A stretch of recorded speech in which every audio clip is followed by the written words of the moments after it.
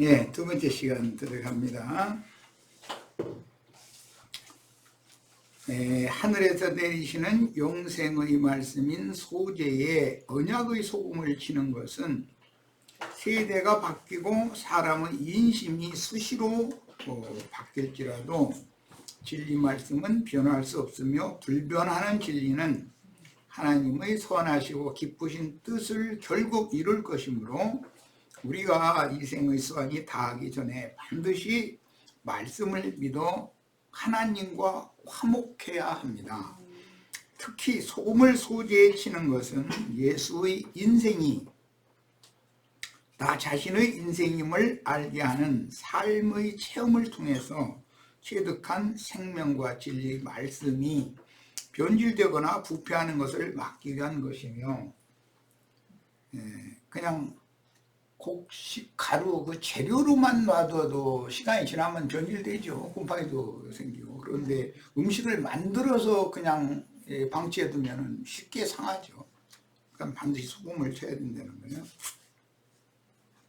또 입에 맞도록 간을 쳐서 떡의 맛을 내려는 것인데, 혀가 식물의 맛을 분별하듯이 사람의 육신의 혀가 육신의 음식의 맛을 분별하듯이 영적으로 산 사람은 영적 귀는 말씀의 맛을 분별하게 돼 있다. 들을 때. 그래서 이건 보고 이제 할려받은 귀라고 표현을 해요. 욥기 12장 1절 입이 식물의 맛을 변별함 같이 귀가 말을 분변하지 아니하느냐. 사람의 밖에 있는 귀가 어떤 세상사의 어떤 육적인 말을 해도 분별을 하잖아요. 그런데 풀떼기가 막 쏘는 것 같은 말을 해서 나에게 독을 주입을 하는 말인지 기분이 상당히 상했을 사람인데도 그것을 다 가라앉히고 나에게 오히려 모든 상황을 잘 설득력 있게 이렇게 얘기를 해서 오히려 나로 하여금 회개하고 돌이킬 수 있도록 이렇게 해주는 말인지, 어떤 말을 해도 싸움을 거는 말로 하는 사람이 있고 그건 말본새가 틀려먹은 거죠. 이제 속에 있는 분과 화와 악을 막 악독을 이렇게 말로 표현을 하는 거니까 그 사람의 그 품격이고 그 사람의 인격이단 말이에요. 그게 어떤 사람은 나로 말미암아 그 사람이 마음이 많이 상해 있을 것 같은데도 그것을 스스로 다 가라앉히고 소금을 친 말을 나에게 들려줘 가지고 내가 말로 저 사람을 상처를 입히고 아프게 한 것을 오히려 나로 하여금 부끄럼 당하게 하는 그런 말본새를 가진 사람이 있단 말이에요. 이 사람이 이게 생명의 말을 할 줄 아는 사람이다 말이에요. 그래서 우리는 말을 배워야 된다. 말을. 그래서 성경에 말에 흠이 없으면 온전한 사람이다 그랬어요. 욥기 34장 3절 입이 식물의 맛을 변별함 같이 귀가 말을 분별하나니 그랬어요. 예, 육신의 그 혀가 음식의 맛을 이렇게 변별하는 그런 것은 초상이고, 사람은 영적인 말씀을 들을 때 그 말씀을 듣는 귀가 말씀의 맛을 분별을 할 줄 알아야 된다는 거예요. 마태복음 5장 13절 너희는 세상의 소금이니 소금이 만일 그 맛을 잃으면 무엇으로 짜게 하리요. 그러니까 이게 제자들 보고 소금이라고 그랬어요. 소금이, 그러니까 제자들이 세상에 나가서 전도를 할 때는 맛있는 말을 해야 되는 거예요. 음식을 맛있게 먹을 수 있도록 이게 레마의 말씀으로 로고스의 말씀을 그대로 가서 전하는 것은 상대방에게 아무 설득력이 없다 이게요. 뭐 똑같은 성경 구절 읽는 거야. 똑같이 읽는 구절인데 성경 구절 읽는 문자대로 그거 아무리 가서 증거하고 떠들어대면 무슨 소용이 있어. 그게 상대방 못 알아듣는데 뭔든지를. 야, 후에는 아무 쓸데가 없어 다만 밖에 버리고 사람에게 밟힐 뿐이니라. 이제 이 말씀은 이제 율법의 적용을 말씀하신 내용인데, 이것은 어떤 사람에게서 후사를 주지 못하고 죽은 형제의 집을 세우기를 싫어하는 그 사람에게서는 발에서 이제 신을 벗기고 얼굴에 침을 뱉고 돌아서라 이제 이렇게 돼 있어요. 여자가 그렇게 하긴 쉽지 않은 일이죠. 그건 비유죠. 이것은 세상 교계의 어떤 유명하다는 목사인데, 그가 사실은 주님의 집을 세우려는 것이 아니라 자기 몸만 세우려고 하는 그런 걸 딱 보면은 멸망이 가증한 것이 거룩한 것에 선 것을 보거든 빨리 돌아서서 도망해야 된다라는 거예요. 그놈한테 붙어 있으면 안 된다는 말이죠. 이제 이런 것이 뭐냐,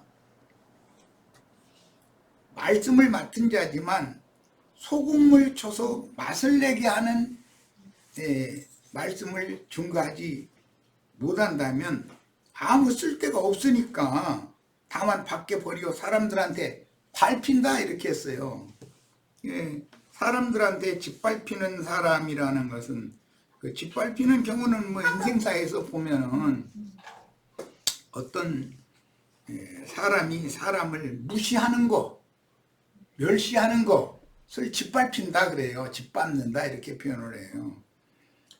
예를 들어서 남편이 아내가 하는 말을, 아내가 뭔가 생각이 있어서 뭔가를 남편에게 말을 하면은 그 사람을 그냥, 그 사람이 말을, 아내의 말을 그냥 무조건 무시해버려. 지 생각만 이게 그냥 펼치려고 그러고, 그렇게 하면 그게 남편이 아내를 짓밟는 행위다 이거예요. 그게. 그런 것과 같은 거예요. 그런데 이제 현대 세상에서는 여자가 너무 드세가지고 남편 머리 위에 이제 서가지고 남편을 자꾸 짓밟으려고 하니까 이제 가정이 깨지는 거죠. 대부분 이혼하는 가정은 대부분이 다 여자가 너무 드세가지고 남편을 자꾸 흔들려고 그러고, 남편 머리 꼭대기 가지고 막 밟으려고 해서 하니까 견디다 견디다 참다 안 되겠다고, 남편이 이혼하자 하면 그건 안 바꾸는 거거든. 남편이 한번 결혼하자 하면 안 바꾸는 것처럼 이런 것을 알아야 돼. 근데 남편은 남편은 어떤 그런 판단을 쉽게 이렇게 손바닥 뒤집어를 하지 않고 또 이해하고 또 넘기고 또 넘기고 뭐 여러 가지를 고려를 하기 때문에, 그러니까 이 가정이 유지가 되는 것이고. 그런데 세상 사람들은 아내가 참는다고 자꾸 거꾸로 생각하는 거예요. 그렇지 않아요. 남편이 참는 거지 아내가 참는 게 뭐가 있어.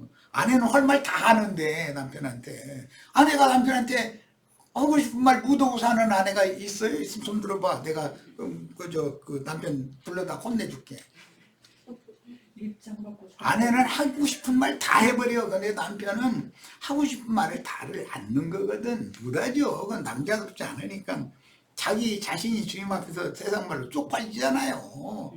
이놈아, 이게 아내 하나도 못 다스리고 아내도 거느릴 만한 그런 생명의 분량도 없어가지고 네가 무슨 남편이고 가장의 이놈아, 이렇게 하나님이 즉각적으로 그렇게 딱 들려주시거든.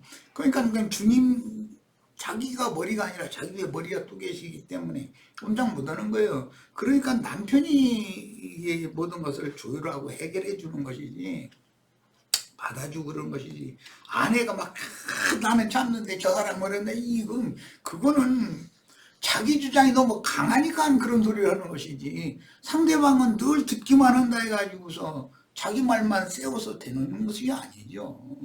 남편이 가끔 많은 말을 하지 않고 가끔 한두 마디 이런 것은 이렇게 한 것이 더 낫지 않겠어? 한마디 할 때는 많은 말을 함축해서 하는 말이거든. 그게 여자처럼 막 그냥 새소리 막 늘어놓지 않잖아. 나는 간략하게 이렇게 하지. 그게 하나님의 창조의 질서예요. 그게.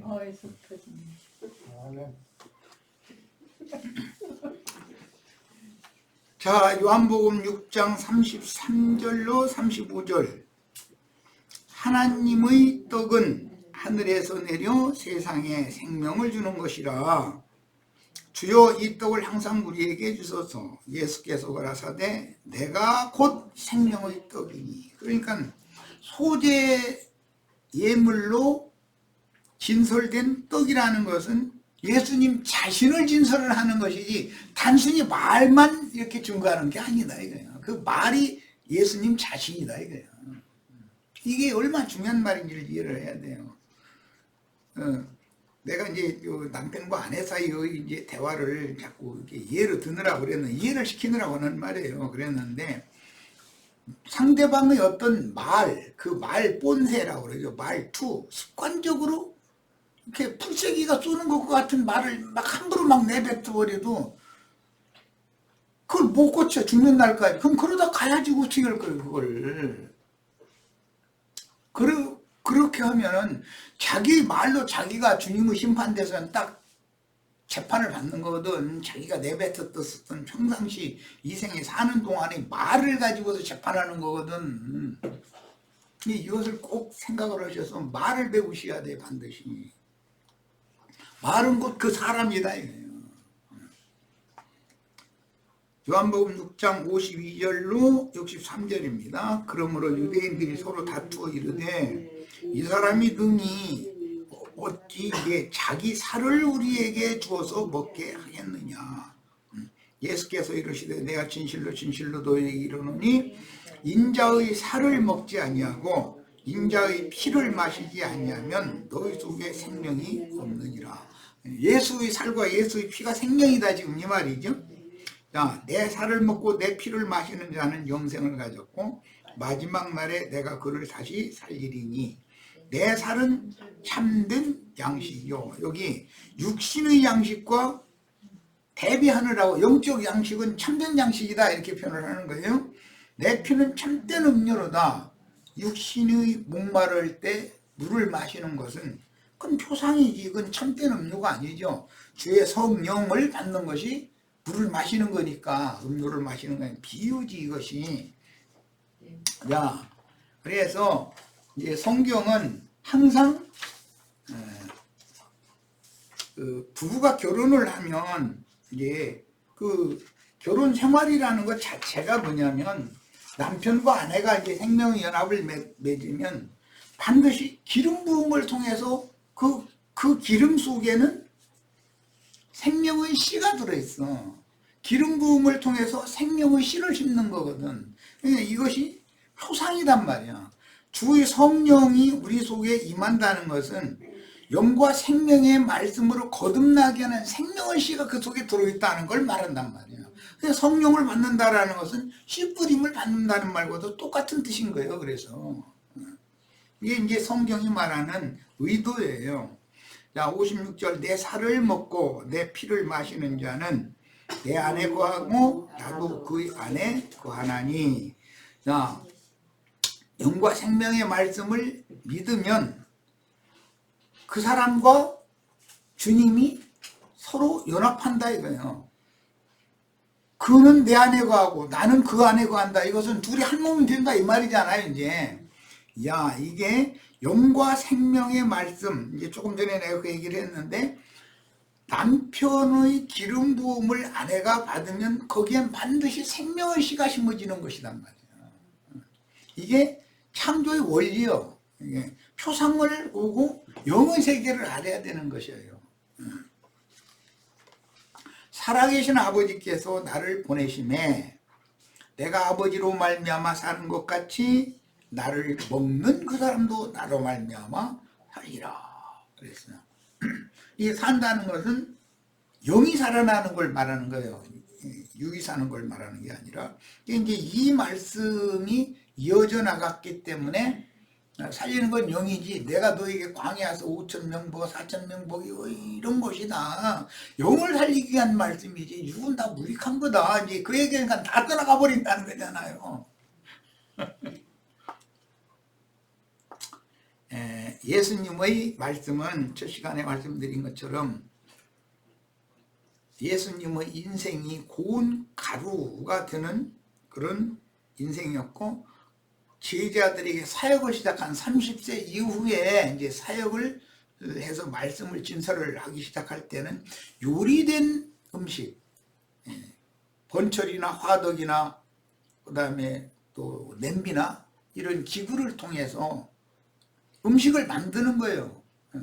떡이나 전병이나 과자나 죽으로 이게 만들어진 말씀을 내놓는단 말이야, 제자들에게. 그런데 유대교인들이나 육에 속한 사람들은 이 만들어진 말씀, 레마의 말씀에 대한 맛을 분별할 수가 없었기 때문에 떠나가 버리는 거예요.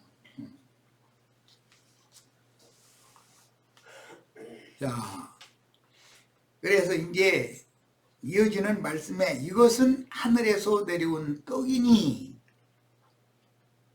주님 자신이 하늘에서 내려온 떡이다 해놓고 나서 하늘에서 내려온 떡은 나다 이렇게 말씀해놓고 나서 하는 말이에요. 조상들이 먹고도 죽은 그것과 같지 않은 떡이다. 이 말은 광야의 만나를 지금 염두에 두고 하는 말이에요. 그런데 이 떡을 먹는 자는 예수의 입에서 나오는 영과 생명의 말씀이고 요리된 말씀을 먹을 줄 알아야 된다 이거야. 이게 음식의 맛을 분별할 줄 알아야 되는 것이죠. 나는 영원히 살리라. 이 말씀은 예수께서 가버나움 회당에서 가르치실 때 하셨느니라. 이게 진설한 떡상에 진설을 한다. 제사장이. 그 말은 사람들을 모아놓고 가르치는 걸 말하는 거예요. 떡상에다 진설하는 거예요. 우리가 주님의 혼인집 잔치상에 지금 와서 먹고 마시러 온 거예요. 이게 교회의 모임인 거예요.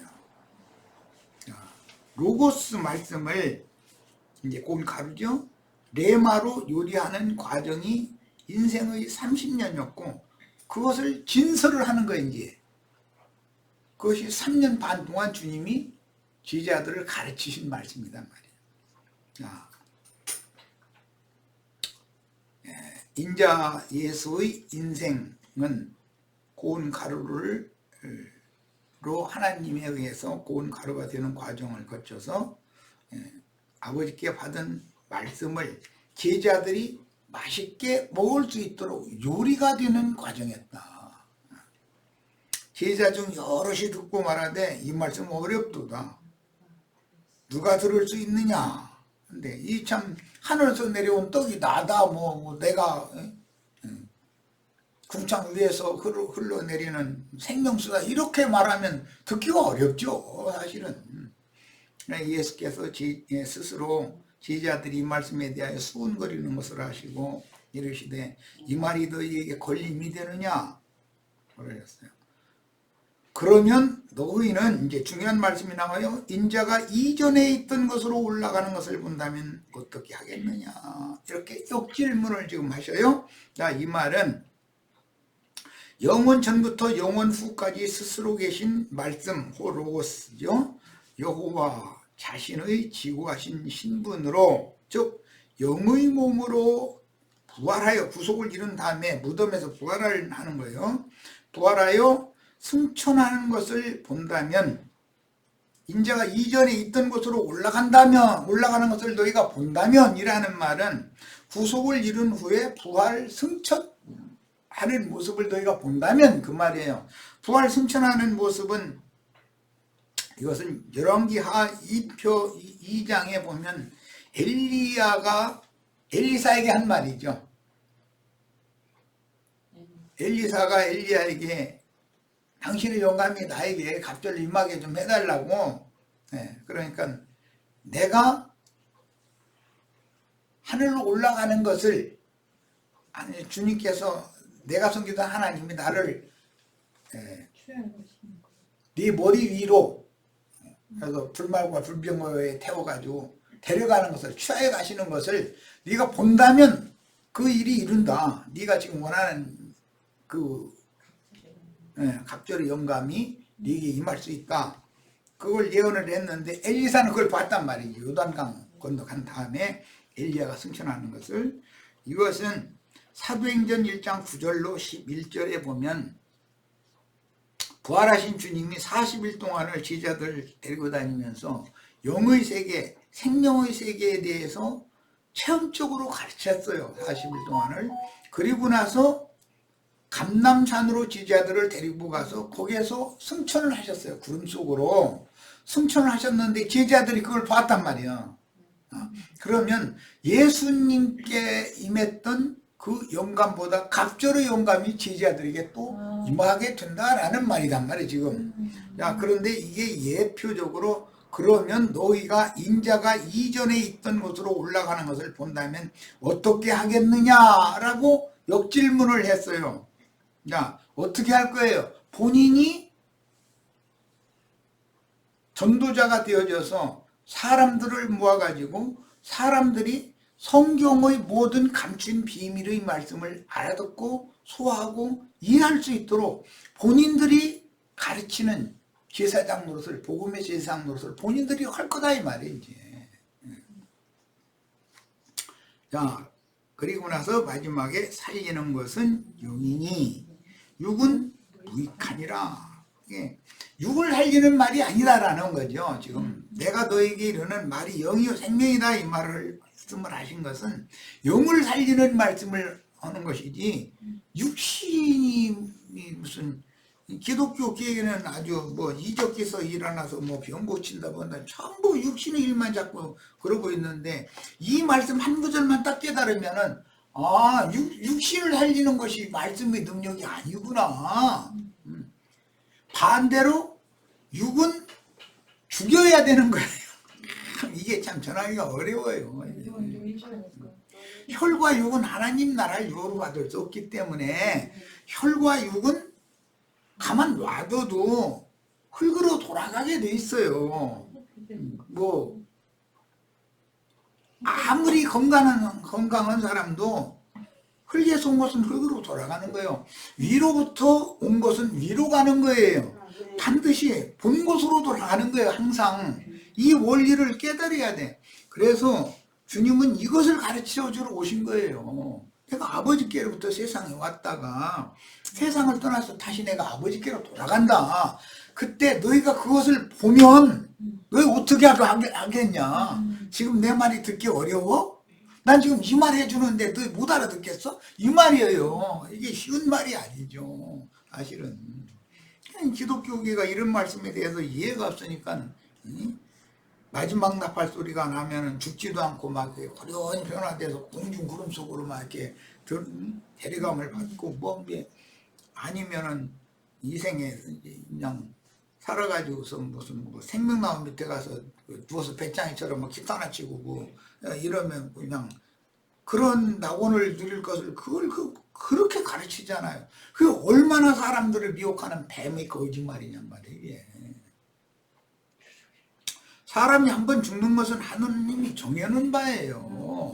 그런데 이 생에 사는 동안에 그가 선을 행했느냐 악을 행했느냐에 따라서 하나님의 나라로 데려갈 거냐 영영한 지옥불에 던져버릴 거냐를 결정한다는 말인데 선을 행한 얘기를 하면 이제 또 뭐라고 하느냐면은 막 아프리카 가난한 사람들한테 막 돈을 얼마를 주었네 뭐니 자꾸 이런 얘기만 한단 말이에요. 지금 주님의 말씀은 그런 것은 표상이고 인간사에서도 이웃이 너무 힘들고 그러면 내가 좀 살만하면 조금 도와주면 그 좋은 일이죠. 어제 우연찮게 뭐 이제 우리 자매하고 얘기하다가 시골이 그때 어려운 시절에 뭐 그때 집엔 더 어려운 집이 있었는데 뭐 그 또래되는 그 아이가 소녀가 그 명절 되면 그렇게 엉엉 울고 그랬다 소리를 들으면서 근데 그러면 그 아이 그렇게 헐벗고 그러면 있는 사람이 자기 자식의 옷만 살 게 아니라 그 아이 옷 1년에 한 벌 정도 그거 사주면 뭐가 나쁩니까? 그러면 얼마나 고맙게 생각하고 그러겠어요. 그런데 그런 것을 하지 말라는 뜻이 아니에요. 내가 하는 말은 그런 것은 그건 세상사의 표상으로 나타난 일인 거고 실제로는 더 중요한 것은 영을 살리는 말씀을 증거해서 속옷을 입혀주고 겉옷도 또 입혀주고 하는 것이 선을 행하는 거. 예수를 믿음을 따라 사는 행위가 선을 행하는 거예요. 그 사람은 하나님 나라로 데려간다는 거예요. 그러면 전도자로서 증인으로서의 사명을 수행하지 않는 말씀을 듣고도 그걸 알고도 행치 않은 사람은 몰라서 행치 않은 사람보다 매를 더 맞는다는 거잖아요. 그러니까 기독교인들이 오히려 매를 더 맞는다는 걸 알아야 돼요. 성경 말씀에 막 사랑의 계명 어떻고 막 해가면서 성경 말씀을 구절은 알아. 그러는데 그 의미를 물으면 엉뚱하지 않냔 말이에요, 사람이. 자, 살리는 것은 영이니 육은 무익하니라. 내가 너희에게 이른 말은 영이요 생명이라 그랬어요. 이 영과 생명의 말씀을 먹을 때, 그 생명의 성령을 마실 때 영원한 생명을 영이 얻게 된다는 거예요. 영이 살아나는 거예요. 영이. 자, 이번에 요한복음 6장 65절로 68절입니다. 이러함으로 전에 내가 너희에게 말하기를 내 아버지께서 오게 하여 주시지 아니하시면 누구든지 내게 올 수 없다 하노라 하시니라. 이러므로 제자 중 많이 물러가고 다시 그와 함께 다니지 아니하더라. 많이 물러갔다라는 것은 살리는 것은 영이다라고 해놓으니까 다 물러가 버린 거예요. 육이 사는 것을 원해서 예수님 따라다녔는데 예수님만 따라다니면 말씀 한마디 하면은 뭐 배부르게 막 광야에서 배부르게 다 먹고 병도 다 고쳐주고 이랬다니까 육신의 일만 생각했다는 거예요. 그래서 유대인들의 믿음이라는 표적을 구하는 거예요. 특징이. 자칭 유대인이라 하는 기독교인들의 믿음은 그런 육적인 표적을 자꾸 구한다 이거예요. 자꾸. 사실은 그런 걸 통해 그런 말씀의 그 밖에 기록한 말씀의 숨은 내면에 있는 숨은 뜻은 죽은 영을 살리고 그 영을 온전한 영으로 장성한 자의 영으로 길러내서 영원한 생명의 새 세계를 유업으로 주는 것이 목적이지 이 땅에서 육신이 병 고쳐서 잘 먹고 잘 살고 이게 목적이 아니잖아요. 그런데 주님의 그 사역에 대해서 너무 오해한 거죠. 로고스 말씀이 레마의 말씀으로 만들어지는 요리하는 인생 과정을 거쳐서 그 레마의 말씀을 요리된 소재 제물의 떡과 전과 과자와 죽 이 네 가지인데 이것을 떡상에다 진설을 해놨으면 그걸 먹을 줄 알아야 된다 이거예요. 이걸 먹고 소화할 줄 알아야죠. 예수께서 12제자에게 이르시되 너희도 하려느냐? 시몬 베드로가 대답하되 주여 영생의 말씀이 계시네. 누구한테 계신 거예요? 예수님한테나 있는 거잖아요. 주님한테나. 우리가 니게로 가오리까? 라고 하는 걸 보면 이때 당시도 니게로라는 건 우리가 유대교 지도자들 이 사람 찾아다니면서 말씀 가르침 받아야 하겠어요? 우리는 주님의 말씀 가르침 받는 것으로 주님의 입에서 나오는 말씀이 영생의 말씀이라고 믿고 있어요. 이 말이잖아 지금. 우리는 주는 하나님의 거룩하신 자신 줄을 믿고 알았사옵나이다. 이렇게 답변했어요. 자, 주님의 입으로 나오는 말씀은 의문의 율법 말씀이 아니고 아버지께서 계시로 주신 말씀을 생명양식으로 먹고 인생 경험을 통해서 소화하여 생명의 피가 예수님 자신이 된 거예요. 아버지의 말씀이 예수님 자신, 그래서 말씀이 육신이 되어서 오셨다 표현을 이렇게 하는 거예요. 생명의 피가 되고 살이 된 말씀을 제자들에게 가르쳐 주심으로, 즉 제자들이 맛있게 먹을 수 있도록 요리한 말씀을 가르쳐 주신다 이 말이에요. 제자들은 주님의 말씀을 영생의 말씀과 참된 음료로 받았습니다. 받았다는 건 믿었다 이 말이에요. 그러면 내가 너희 안에 너희가 내 안에 있게 된다는 거예요. 말씀을 믿는 믿음을 통해서 주님과 내가 연합하는 것이죠. 말씀을 믿는다는 건 기름 부음을 받는다는 뜻이요. 기름 부음을 받으면 그 안에 생명의 말씀씨가 당연히 그 안에 들어있어요. 그래가지고 내 속에 생명씨가 심어지는 거예요. 주님께서 제자들을 가르친 말씀 증거는 곧 주님의 인격이요 하나님 표현이었으므로 항상 살아서 운동력이 있는 영생하시는 하나님의 영이 제자들의 영을 감동하여 제자들과 함께 사시는 영과 생명의 말씀은 타작마당에서 받들어지는 게 이건 율법이에요. 타작마당에서는 곡식이나 과실 이런 것들을 거제로 이렇게 들어서 제사를 하도록 되어 있어요. 그런 거제물의 소제와 포도주를 존재로 드리는 율법을 이루셨습니다. 이게 모든 율법의 요구를 주님이 다 이루셨단 말이에요. 오셔서. 모든 인간은 육신의 배를 채우는 양식만 먹어서 사는 것이 아니니, 이건 짐승은 육신의 배만 채우는 음식만 먹으면 살죠. 그러나 사람은 짐승과 다르다.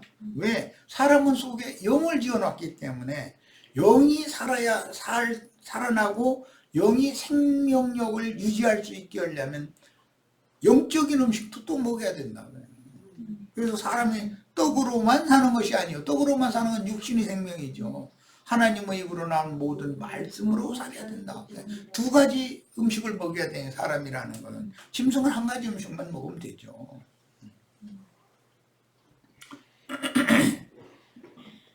육신의 양식을 먹어야만 육신적인 생명을 부지할 수 있듯이 영적인 양식인 진리 말씀을 먹어야만 그 영과 혼이 생명력을 유지할 수 있으며, 영생하는 양식으로 먹은 그 말씀으로 말미암아 영생할 수가 있습니다.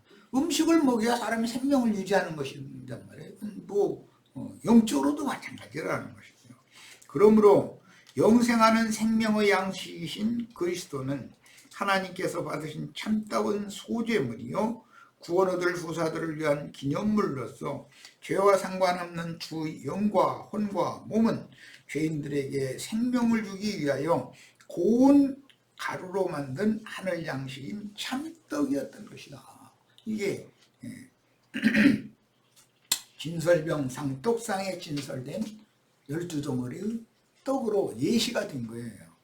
그분의 입으로 나오는 모든 말씀을 먹은 속사람들은 주님의 살을 먹고 주님의 피를 마셔서 영생을 얻고 영생을 취하는 참된 양식과 참된 음료인 레마의 말씀으로 받아 육신의 생각인 사망에서 영의 생각인 생명으로 옮겨졌습니다. 그러니까 레마의 말씀으로 요리된 말씀을 먹고 아버지의 말씀을, 진리 말씀이 믿음으로 받아들여져야만 사망에서 생명으로 옮겨지는 것이다. 이런 사람 거듭난 사람이다 그런다. 모든 영혼은 소금 언약의 말씀을 영생의 양식으로 먹어야만 영생할 수 있으며, 사람의 지혜와 세상 지식으로 가르치는 성경 지식은 사람을 위선자가 되게 할 수 있고, 다시 결과적으로는 부패로 율법 말씀을 아무리 가르침 받아도 결과적으로는 약간의 유익이 있는 것 같지만 결과적으로는 다시 부패로 다시 돌아가게 돼 있는 거다. 육은 육이니까. 그래서 다시 부패로 돌아가게 하며 영원한 죽음에서 구원하여 영생을 누리는 온전한 자로 세우지를 못하는 것입니다.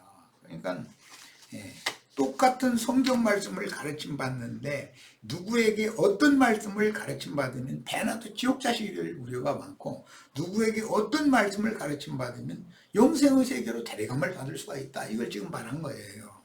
이것이 이제 소재로 드리는 예물이에요. 자, 소재에 사용하는 이제 유향에 대하여 지금부터는 참고할 겁니다.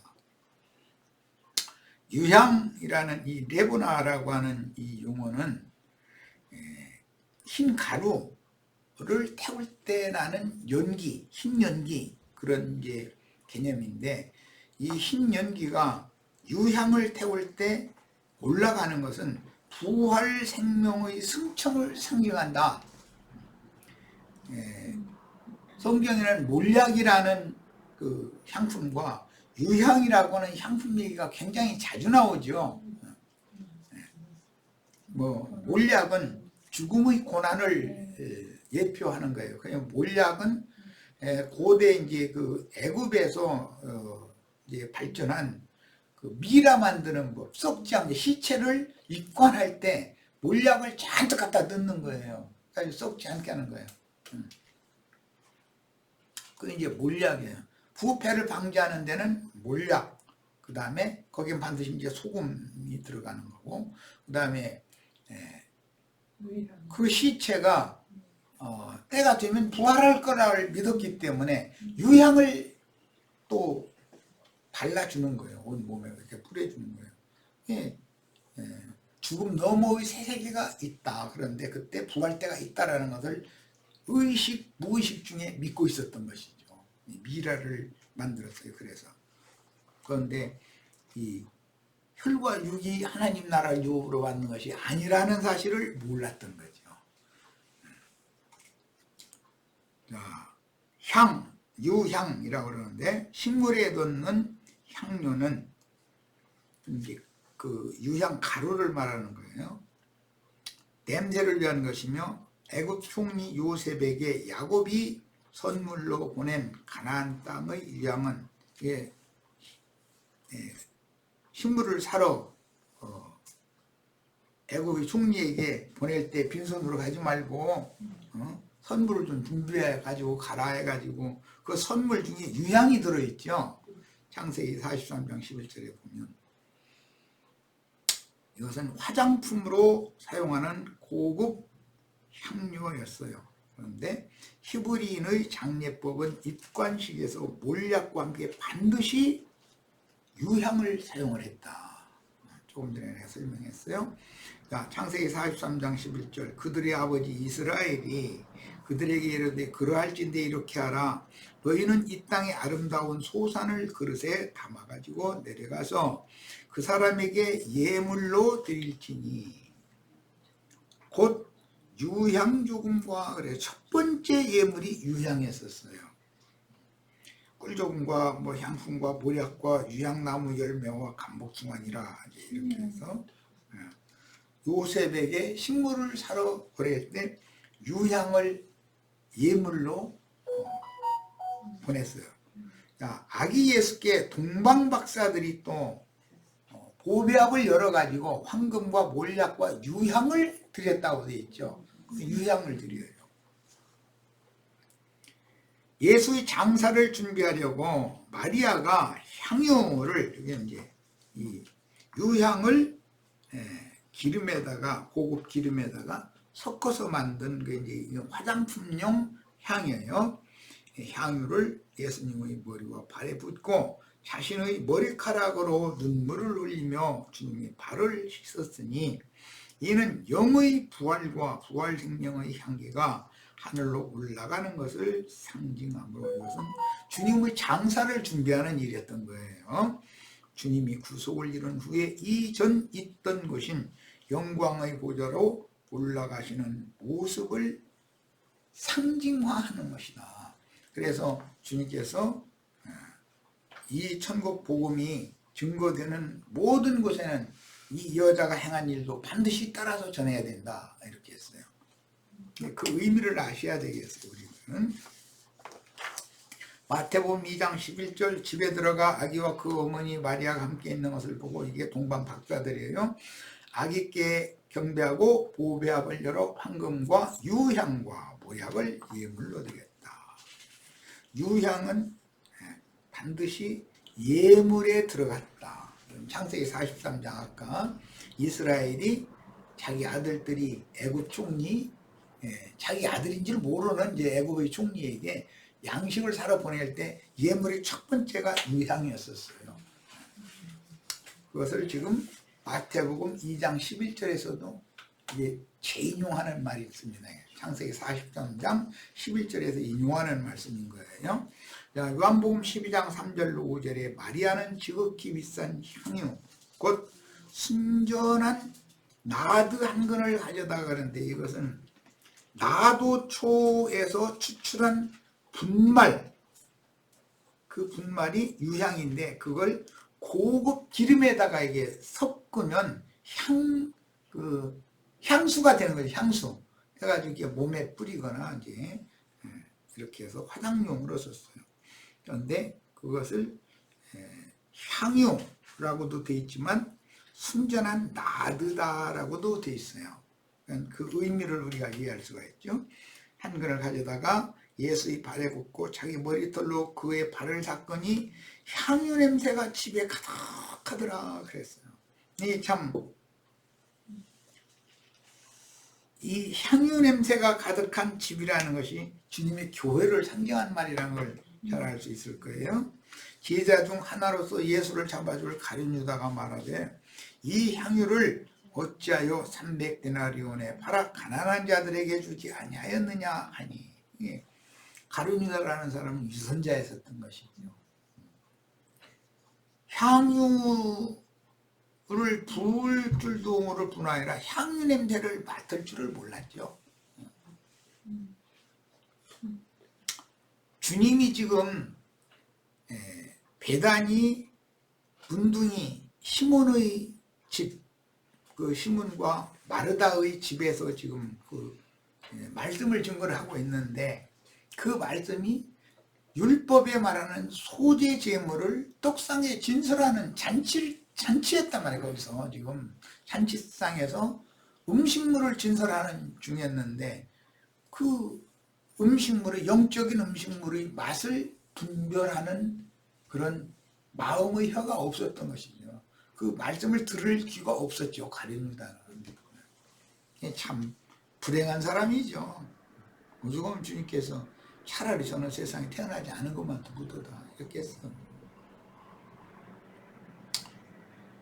소제에 함께 두었던 유향을 기단에 불살라 드리는 것은 유향을 사를 때 흰 연기와 함께 향기로운 냄새를 울려보내어 흠양하게 하시는 것인데, 이 생에서는 정결한 영으로 드리는 기도이며 이 생을 떠나 아버지께로 돌아갈 때 주님이 최후로 드린 기도로 이게 성취가 되었어요. 이것은 내가 마당의 번제단과 성소의 금제단을 설명을 할 때 충분히 설명을 했으니까 오늘은 그냥 넘어갈 겁니다. 흰색의 연기로 올라가신 주님의 영혼은 에녹과 엘리야의 승천과 같으며 계시록에서는 금제단에 담아드린 순교자들 즉 성도들의 기도로 성취되므로 시집가는 신부의 영혼이 향연이 되어 승천하는 것을 상징합니다. 그것은 어린 양과 약혼한 관계였던 정결한 처녀가 시집을 가려면 이 육의 장막을 벗고 하나님이 혼인 예물로 주신 새 천을 가지고 새로 만들어 입은 새 옷을 입고, 이제 신부 옷이라고 그래요. 새 옷을 입고, 화려한 새 옷을 입고 영의 세계인 주님의 영광의 세계로 대대감을 받는 것이 시집가는 거예요. 오늘 현재 우리는 지금 약혼녀의 신분이죠. 그러나 이제 우리가 이 육의 장막을 벗고 속에 위로부터 온 젖으로 덧입혀져 온전케 된, 즉 신부로 단장된 속사람이 영광 중에 나타나서 거룩한 성 세루살렘의 이끌림을 받아 갈 것은 시집가는 것이단 말이에요. 상징이지. 그러니까 세상사 이치라는 건. 번제물로 육신의 몸이 불사름을 당할 때 고운 가루 한 줌을 번제물과 함께 태우는 것이나, 떡상에 진서로 했던 거룩한 떡, 이게 이제 6덩이씩 12줄로 12덩이를 진서를 하죠. 그래서 12제자가 예수님이 떡이었던 것처럼 12제자가 또 떡들이 되는 것이죠. 오늘 우리는 또 이 말씀을 받으면 우리가 또 떡이 돼야 되는 거예요. 번제물과 함께 태우는 것이나 떡상에 진설했던 거룩한 떡에 두었던 유향을 떡과 분리하여 그 떡을 물려내올 때 유향은 번제단에다가 태워야 된다고 해요. 그러면 번제물과 함께 연기가 올라가는 것 위로, 이것은 주님의 승천을 상징한 거다. 이런 제사법은 당신의 몸을 떡덩이로 제자들에게 나누어주고 그분의 정결한 영혼이 분리되어 불꽃 중에서 향연으로 올라간 것을 상징합니다. 주님이 육신의 장막을 벗고 아름다운 향기로 하나님께 올라갔다. 승천, 이것이 승천의 이제 표상이 된 것이죠. 첫 이삭의 소재를 들이대 볶아서 찌운 것 위에 기름을 붓고 그 위에 유향을 더하여 드리는 것은 부활의 처음 익은 열매이신 이제 천이삭이라고 그러죠. 천이삭의 한다는 12제자와 120명의 예루살렘 교회인 거예요. 그리스도의 영을 받은 제자들이 주님께서 앞서가신 길을 뒤따르는 삶을 강조합니다. 그러므로 여전히 죽음을 거친 부활의 생명을 사는 것, 즉 복음 전파를 위하여 자기 원함과 좋아하는 것을 따라 살지 않고 자기를 부인하고 그리스도를 삶으로 하나님께 드려진 인생을 사는 것을 의미합니다. 첫 이삭의 곡식을 볶는 것은 예수님의 인생을 빗대신 것이며 절구에 찢는 것은 껍질을 벗기고 식물로 도정하는 과정을 의미하며, 우리 뭐 그 시골에 방앗간이 있어가지고 그 정미소가 있어가지고 나락 갖다 이렇게 벗기면 도정해 주잖아요. 껍질 싹 벗겨버리고 사람이 먹을 수 있는 쌀로 만들어주죠. 그런 것 같은 거예요.